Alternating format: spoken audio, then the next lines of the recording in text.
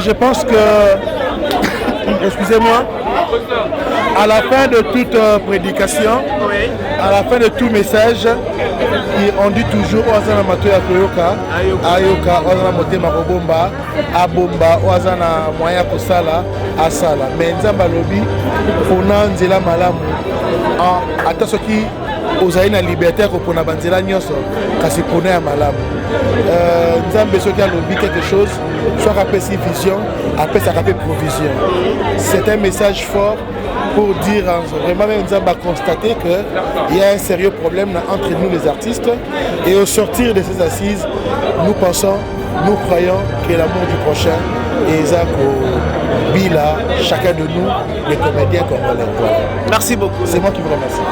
Ouais, Ezaranango, mais tu peux tramiter ma batute. Tant que tu as un tournage, tu as que tu lingani. Mais tant que tu as un kati ya mutu na mutu ayebi ndenge azalaka mais tozande na bolingo lokola batei biso. Na reconnaître que Nzambe parle na biso. Ndenge nyo reconnaître. Pour Nzambe alobi à travers mosala ya tolinga. Tozala l'amour du prochain. Donc batei biso za batei moko za clé. Donc tout le monde s'en motive. Là, nous sommes dans la communauté, nous avons appris à ça. Mais papa, mais si on est il est ce que Bokotik a quoi accusé, ya kochana ba poison, ya kochana ba mbasu parce que ba prêcher bino bolingotik a quoi accusé makambo. Le bango mingi na bano ba isiko. Akilelo. Soko moni biso to uté pas sans souci. Toza mingi na ba dossier wana te yango to lingi to te ya na lisu biso na biso. Comme ça na to yebana musale za on a présenté.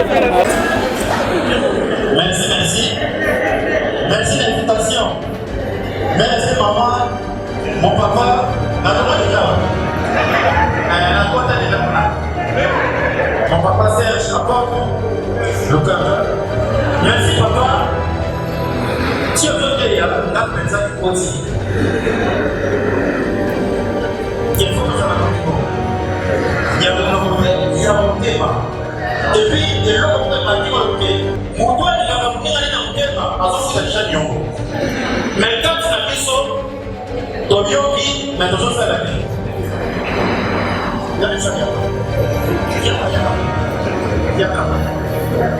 Papa, il a fait des choses, il a fait des choses, il a fait des choses, il a fait des choses. Papa, il a fait des choses, il a fait des choses. Mais comment on sait quoi il faut faire? Merci.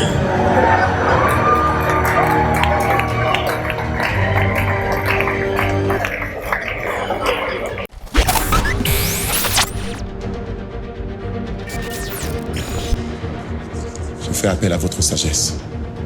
La sagesse bantou. La situation est plus grave que vous ne l'imaginez. Unissons-nous, car vous êtes capables de sauver ce pays. Oublions tout ce qui nous a divisés jusqu'ici.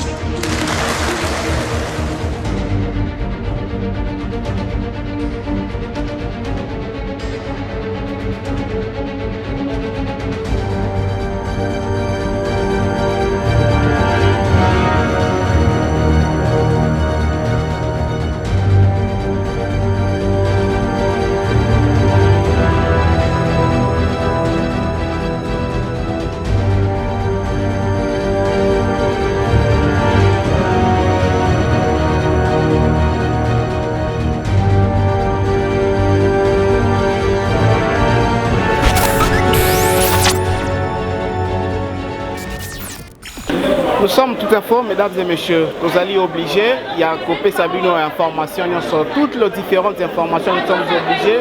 Tout ça là effort, il y a quoi accompagner bah, culturel, c'est-à-dire on a quatre monde culturel, tout ça obligé à accompagner Bango. Dans la culture, nous retrouvons le théâtre, la musique, le ballet, la culture est tellement vaste et apparemment chez nous en RDC nous limitons un peu la culture. La culture n'est pas seulement la musique, mesdames et messieurs. Également la culture n'est pas seulement du théâtre. La culture elle est vraiment vaste. Il y a plusieurs domaines, il y a plusieurs choses qui se font aujourd'hui. Les gens ne comprennent pas que ça fait partie de la culture. Et aujourd'hui, particulièrement, nous sommes venus accompagner les artistes et comédiens. Chez les artistes et comédiens actuellement au Congo, Donc comme dans moi difficulté, moi quand il y a comment que c'est vraiment déplorable de voir qu'avant c'était pas le cas et maintenant c'est comme s'il y a un vague qui est venu pour na koyina na ya artiste, ko finga en plein air ya artiste, non respect ya artiste. Pendant que biso tout en faute, aux ali chaîne où tu exiges la valeur. Nous sommes là pour exiger de valeur. Nous sommes pour côté à valeur, pour obliger pour imposer valeur dans le domaine. Mais comment ça veut-il que dans le domaine il y a des comédiens, valeurs sont coexister et pendant que tu papa le fait sans souci, paye à son âme, papa dit qu'il vient de nous laisser également, chaque batika biso tellement ébélé bazali, mais valeur entre il y avait aussi des problèmes, problèmes graves même, mais du moins il y a une manière de traiter dans la famille. Comme nous, personnellement, tous nous avons des problèmes dans la famille, mais nous savons comment traiter Yango, comme il y a un adage qui dit que non, le linge sale se lave en famille. Mais les autres monde a que non, le linge sale, il y a artistes et comédiens. Et ça lit sous ce que la famille et comme il y en plein air et qu'on en plein air et ça fait pas du bien comme nous sommes obligés à accompagner bango à imposer bango ba valeur yango toyé les locaux accompagner bango koyoka il y a un homme de Dieu il y a un pasteur qui a eu l'initiative de faire inviter tous les artistes et comédiens. Il y a différents groupes, tous les artistes et comédiens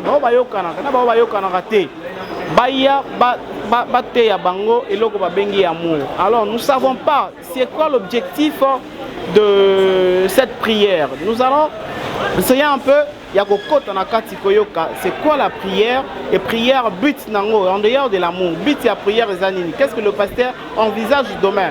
Nous allons assister ensemble avec les artistes de Côte en Akati à Saltoyoka message et puis à la fin nous allons vous dire et puis vous donner les comptes rendus et les kaki. Je pense que Hervé Mbela est en train de parler la même langage avec moi. Toi tu entres à l'intérieur, moi je reste à l'extérieur pour faire le travail et puis nous allons nous retrouver qu'à la fin de l'émission, qu'à la fin de ce culte pour parler et dire à nos internautes qui nous ont suivis c'est comment a été cette prière.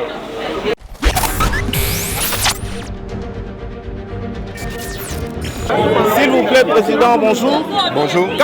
Nous sommes venus vous assister à la prière Nabino au message d'Ango Salaki Amour.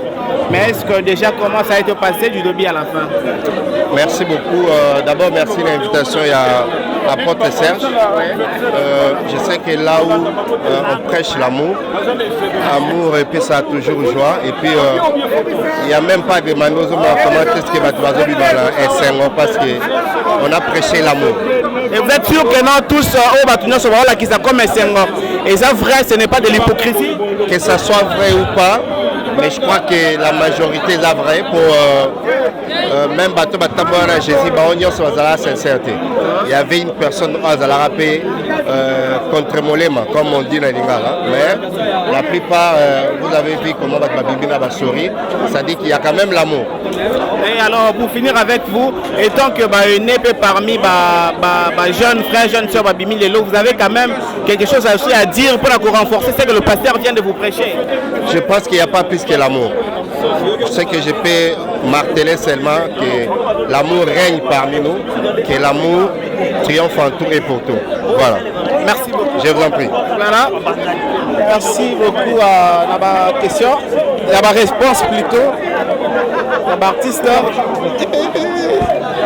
Voilà. Toujours qui m'a parce que confrère, bonjour. Bonjour. Alors tu as qui assisté à un comédien on a prié à il y a un message qui bolingo. Mais est-ce que déjà ils sont prêts à colingana de vrai entre bango na bango? Oui, ils sont prêts à colingana entre bango na bango ceux qui bandimi message déjà la plupart entre eux balingana na bango. Mais colingana peut ezalaka plus na munoko mais ezalaka au fond de leur cœur. Alors il faut se connaître comme au fond de leur cœur. Mingi bazala bolingo wala mingi babanga ka kolakisa bolingo wala babanga na pe entre bango na bango. Alors moi je m'aimerais aussi kosenga na bango bakomisa bolingo en réalité. Les abolingo ya théâtre était pas pe so rôle moko bolingo kolinga moninga na bolingo amour du prochain après esili na théâtre la vie normale c'est autre chose non faut ça vraiment bon pour éviter makambo ya koboka na ba malade ba poison et autres tout ça donc voilà alors soulever pour montrer très important ya ba malade ba poison ba mbaso et tout est-ce que les lopé ba kozala peu près ya kotika ko accuser entre bango na bango c'est tel ndabwakeli oyo malade c'est tel na cheli oyo poison oui si soki kaka ba lingani sincèrement et loko ezo ko englober nyonso eza l'amour ozo mon so ba lingani sincèrement makambo nyonso eza nango te makambo nyonso eza vraiment normal au monde que ba ko évoluer lisusu kitoko makasi. Merci beaucoup. Merci beaucoup. Voilà, nous continuons notre série des interviews avec les différents artistes. Alors, Hervé Mbela, nous allons faire parler aussi un artiste. Voilà. Basali Ebele. Mais seulement, ce que nous sommes en train de demander, ouais. Papa Massoumou. Oui. Déjà, mes condoléances. Les acquis proviennent, les acquis proviennent samedi à Lelo.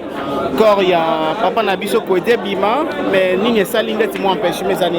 Empêchement, ils na côté gouvernement. Pour gouvernement de jouer en charge. Alors, dans les programmations, na bango, bakonzi, tout ça, ndenge zali, on a balobaki totiango mercredi. C'est pourquoi tous les artistes comédiens tout, bayeba que mardi, tout ça na veillé, na comment vous appelez ça, Ninya wana? Non. Na boulevard Triomphal. Voilà. Et puis mercredi na Tongo 9h artistes comédiens sont na morgue il y a cinquantenaire tout ça la marche na Corbière Liboso tina RTNC. Ah ok. Alors pour dans toi sur Tambelete tout le monde boza na matin. C'est fou bazala en blanc oui. Bon, tenue exigée Sali tous les artistes en blanc. Voilà, tout ça étant un bel été, tout le monde est aux amateurs, un peu message, moi, et coïncider directement pendant que vous avez amateurs, il y a un pasteur à Bengisi Bino, pour la côté à Bino Bolingo. Est-ce que vous avez Bino, moi, vous êtes prêt, il y a que pratiquer Bolingo entre Bino, dans Bino, Papa Massoumou? Oui, mais on est toujours prêt. Et là, comme je peux faire ça, la Kandé, et puis Songi, les ondis, parfois au Yoki Pété, Yomoko au Bandi, c'est pourquoi même le monde m'a camboisé les réseaux sociaux, de Meki Kokote Lango, qu'on a vu ça bateau, on a vu ça lango, ça sonne pour na bisonnos tout. Il faut bâtir, on a moni que en tout cas Babani Kosenga va présenter des excuses. Donc voilà. Donc sur le polémique sur les réseaux sociaux, vous bandez sur lango ma solution alors. Petit à petit, toujours qu'il y a na sens ou na po. Et là, comme je m'appelle sur le salami, on a bisogné surtout au côté de ma cambouana. Ok, ce n'est pas bien. Donc il faudrait que même ceux qui ont besoin de canapé, beaucoup nous sur la cour, place beaucoup, mais pas dans les réseaux sociaux. Ok. Merci beaucoup. Voilà, merci aux artistes qui nous accordent des interviews. Et là, mon frère, bonjour. Bonjour. En tout cas, tu as assisté bien à la prière au Yobosali. Déjà, seul message vous voyez, c'est l'amour. Et les qui n'ont pas prière. Donc, la reconnaître que nous pas le biso. Ndenge ni reconnaître. Pour Nzamba lobby à travers mon salaire qui est tolingana. Pour l'amour du prochain. Donc baté biso ça maté amoko za clé. Donc tout le monde s'engote. Nala ni biso ça communauté lingana pe ya solo. Mais papa Tito est-ce que vous appena vous après ya kolingana entre bino ba artiste ndenge baté bino na kati. Ouais ezaka nango. Ezaka nango mais to contre mitema batute. Tant to kuta na ba tournage to mona ke to lingani. Mais tant to kabwana kati ya mutu na mutu ayebi ndenge azalaka mais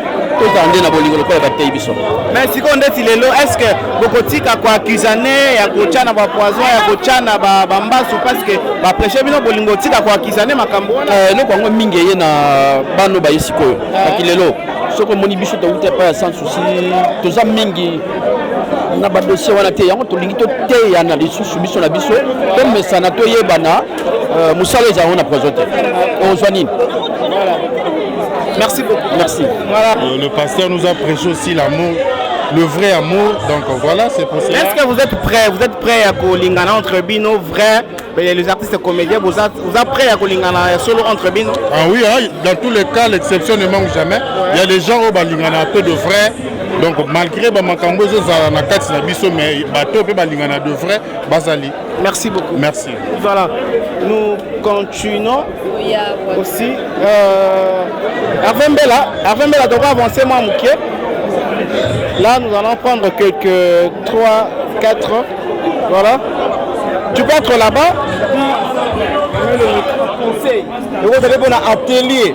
Pour nous koykolisa bato mususu oyo bali musala hotel eza pona kote ya bato balongola hypocrisie koza na amour vrai ezaka te tofinga naka tolobana mabe soko oki muninga na pasi to asali yo mabe et puis ya lingi makambo bato bafinga naka te na ba réseaux sociaux soki alandi kaka ya kolelaka epai nanga vraiment lelo nalali te po bandeko na biso parce que yende président na biso parfois akoyeba makambo ezoleka te parce que ceux qui président ils ont informé akoyeba lolenge nini akoti kosala pour ekende bien donc par là ezal mokonzi azala rappelé msusu na makambo sala mais ba mbolo to ba sinzili boye ba ko pesa information msusu oyo koluka prévendre mama kelele dans internet tanga yo information makambo seni tobengisaki bango moto asuka tobengisaki mama epela c'était hier il fallait maintenant faire la déclaration pour koloba que bon ezalaki mbeba mais à partir de siko ils sauté oye anelaki mingi pona makambo c'est la famille c'est déjà passé tobo sanango parce que bandeko na biso mutu na mudara nenga réagissaka soka sur likambo mais ce qui est très important parce que bandeko na biso en style solo je t'aime bien tu le sais bien Mike Ladichet et puis Mame Pela ainsi que ba tout ozaki touché biso nio surtout tozali bana tata moko mama moko donc voilà tous en amour vrai et surtout mateya o batei awa tous en amour vrai hypocrisie pour le bela muninga je t'aime à la tête faut au masquer non au moninga na passer soutenir va passer comme un makasi c'est ça le vrai amour prometaki bino ya koya kopesa bino quand rondi na suka ne mambolekaki ndeko na biso artiste sana biso accordé biso ne fiske moi liloba moko papa ba utiko te ya bino bolingo bon to komi na suka est-ce que bolingo yango bomoni boza bolingi bomilingana entre bino to bolingi na bino te bo vivre quand bo vivre mateya ibimi lelo ekoti na mitema ebandi kosala mosala donc biso mpe toa déterminé tozala na bolingo mpo bokabwani kofingana koswana eza kosepelisa biso te toa baéducateur ya masse donc bolingo eza base na biso mais lelo obike bino baza koaccuse bino mingi ke non bino bato bosala succès na ngonga oyo nde bozala la base ya bapolémique ya bainsulte ya makambo ya mabe belebele non nga aza la base te biso toa baéducateur ya masse nga aza exemple à suivre nga na groupe na nga na bana na nga tout ça bien exemple à suivre et bandeko belé pe bazala bango exemple à suivre ezaka makambo bato balobaka mais en réalité elokeza te. En tout cas merci beaucoup. Est-ce que nini la statut nanga moko permettez-moi c'est un artiste en tout cas dans l'artiste je sais pas est-ce que yo au mona kiango to au mona kiango te so au mona kiango ana confirmer que oui ezaye au mona kiango ngamo na simbi yango eza photo eza film ya Aïda na pesi mbote na film na Aïda za décoratrice donc nga na yaki pour a décorer ngai alors a baby sakinga yango apesa nga photo donc bolanda ka pa Aïda eza bien donc eza penda vrai. Merci beaucoup, j'étais obligé yako tunaye voilà donc tu comprends que nos artistes bango balobi baza prêt yako lingana entre bango baza prêt yako bannir nyonso ezali ko diffuser bango baza prêt. Bonjour s'il vous plaît, c'est vous le modérateur de cette soirée. Nous voulons un peu vous poser quelques questions. Bon, déjà est-ce que entre vous les artistes vous êtes prêts à pratiquer ce qu'on vient de vous prêcher? Seule chose qu'on vient de vous prêcher c'est l'amour. Est-ce que entre vous êtes prêts de pratiquer ça? Je pense que excusez-moi, à la fin de toute prédication, à la fin de tout message, on dit toujours Oazana Matoya Koyoka, Ayoka, Oazana Motema Kobomba, Abomba, Oazana Moya Kosala, Asala. Mais Nzamba Lobi, Pona Nzela Malamu, attention qui Ozaina liberté Kopona Banzela Nyoso, Kasi Pona Malamu. Nzambe Soki a lobby quelque chose, soit rappelé si vision, après ça rappelle provision. C'est un message fort pour dire vraiment Nzambe a constaté qu'il y a un sérieux problème entre nous les artistes et au sortir de ces assises, nous pensons, nous croyons que l'amour du prochain est Bila, chacun de nous, les comédiens congolais. Voilà. Merci beaucoup. C'est moi qui vous remercie. Voilà. Merci. Tout ça, au Bakaka. Bien que ça va nous mais déjà tout le monde va assister à la prière. Est-ce que après, il y a linga baninga na yo artiste na bolinga solo déjà na linga bango déjà bango surtout baza danger quant à moi baza danger na linga bango tout donc bolingo na déjà zala vraiment. Mais est-ce que ce nini ça la problème entre bino parce que na kota la boye bosse qui sanaka mais nini ya ko bota problème ya ko inana bon eza na mitema ya bato ya msunde nga na ondima boye na linga bato mais za mutu musupa oloba na yeke alingine bato te voilà nga na olinga mutu me mutu na olinga ngate et dépendre si on a mitema butu ça va nelongi boye to monana bona mutema voilà. Voilà, alors sur ça, okolo banani na bandeko o bete bayakite pour na barater peut-être message oyo ya bolingo. Barater déjà message à bien mais nzamba ça la grâce to rozana bango longo to robete la bango oyo leki wa to roté ya bango o bate ibiso wa to meka un peu ko bongisa bizaleli na biso puisque tous alla ensemble et rosala force na biso et rosa bien. Merci beaucoup. Kitoko. Merci beaucoup. Voilà, nous continuons. Voilà, est-ce que tu as c'est possible voilà. On rentre à l'intérieur, nous allons rentrer à l'intérieur et puis nous allons continuer avec nos interviews. Voilà, papa s'il vous plaît, juste moi il par rapport à nous sur les qui d'abord on appelle ici Bisso TV, na pasteur Serge merci, na initiative ya Kitoko d'abord et puis na thème ya Tolibiso ya Bolingo, sans l'amour on ne peut rien faire. Donc Tolingana ya solo, Toki mate ya main, Koyoka c'est bien, pour nanga tout ça on na misala. Ça sera puni. Parce que on a les autres monde en dette va toujours reprocher na bibino ba kunu to bo me kampe ko beta CTT pa ya baleki pour les lo baleki ba lingana terre to bango na bango. Non, bolingo za nango. Bolingo za ni. To mo est-ce que pratique ya bolingo ko pesa ni? Malembe na ba enseignement boye ça ira. Merci beaucoup. Merci beaucoup. Voilà. Artiste bonjour. Bonjour. S'il vous plaît, tu as assisté à et puis, déjà, comment tu as trouvé le message pour les alliés réunis et puis les alliés qui ont trouvé le message avant de je suis très content dans CPL Nango. C'est un message qui a de la place dans notre famille artistique. C'est quelque chose qui nous manque et on devrait quand même comprendre c'est quoi l'amour. L'amour, c'est se sacrifier pour l'autre. Donc Jésus, en étant amour, il s'est sacrifié pour nous. Et nous, en retour, tout ça, là, déjà la famille, on se bat pour le Mbalia. Tout le Carambo, on était pour ce mot. Tout ça, là, projet pour tout ça, donc lorsqu'il y a l'amour dans notre famille, dans nos familles plutôt, artistiques, on doit se sacrifier pour l'autre. Le défaut de l'autre, il faut la supporter, on peut marcher. Merci. C'est un bon message. Merci beaucoup. Merci. Voilà, nous allons continuer, nous allons aller prendre le pasteur. Nous sommes avec lui-même le pasteur qui a pris cette initiative de faire ensemble les artistes pour leur prêcher l'amour. Pasteur, est-ce que c'est déjà facile de faire ce que vous venez de faire, rassembler tous les artistes et leur prêcher qu'une seule chose qui est l'amour?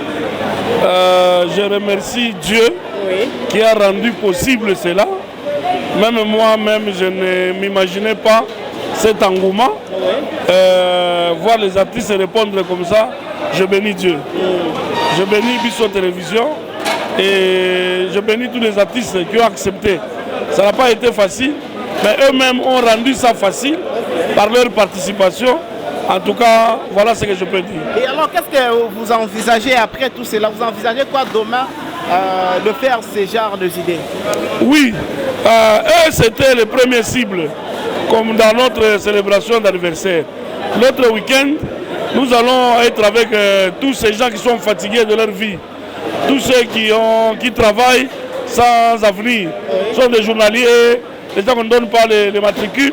On veut prier avec eux que le Seigneur les fortifie. Parce que nous voulons que les gens aient la paix du cœur et qu'ils soient dans le repos comme Dieu l'a dit. Mais prochainement avec les artistes, nous voyons que c'est un terrain où nous pouvons continuer à prêcher l'amour de Dieu. Parce que c'est ce qui est important. Nous avons appris qu'il y a des divisions, mais nous pensons qu'avec l'amour, ils resteront unis et ils vont progresser. Et dans tout ça, pasteur, pour vous libérer, vous gagnez quoi? Dieu. Oui. Je gagne. Si certaines personnes ont mis la paix, oui, c'est Dieu qui gagne. Okay. La victoire appartient à Jésus. C'est dans tout ce que je cherche, c'est d'élever le nom de Jésus dans tous les milieux. Donc disons que non, c'est une recommandation de Dieu alors. Oui, c'est notre façon pour nous de célébrer l'anniversaire Cité de paix. Oui. Nous voulons faire amener la paix partout au monde pour que le nom de Jésus soit à jamais considéré partout. Alors permettez-nous de vous accompagner dans ces événements alors. Merci beaucoup, vous êtes la bienvenue. Merci beaucoup. Merci. Voilà, je pense que c'est ici que nous mettons fin avec une série des interviews. Mesdames et messieurs, vous qui nous suivez de partout à travers le monde, nous sommes la chaîne Toute Info. Continuez toujours à vous abonner. Toute Info, c'est-à-dire nous sommes partout. Nous sommes obligés de prendre toutes les informations, la politique. Nous accompagnons la culture, nous accompagnons l'économie, nous accompagnons la vie sociale, tout ce qui est information, actualité, nous accompagnons cela. Merci également à toutes ces personnes qui viennent d'être abonnées et ceux qui sont déjà abonnés depuis longtemps, je vous remercie.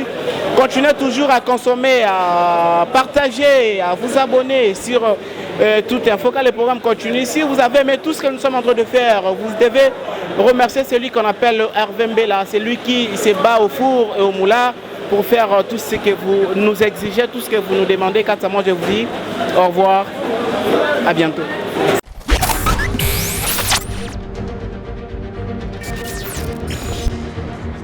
Je fais appel à votre sagesse, à la sagesse bantou.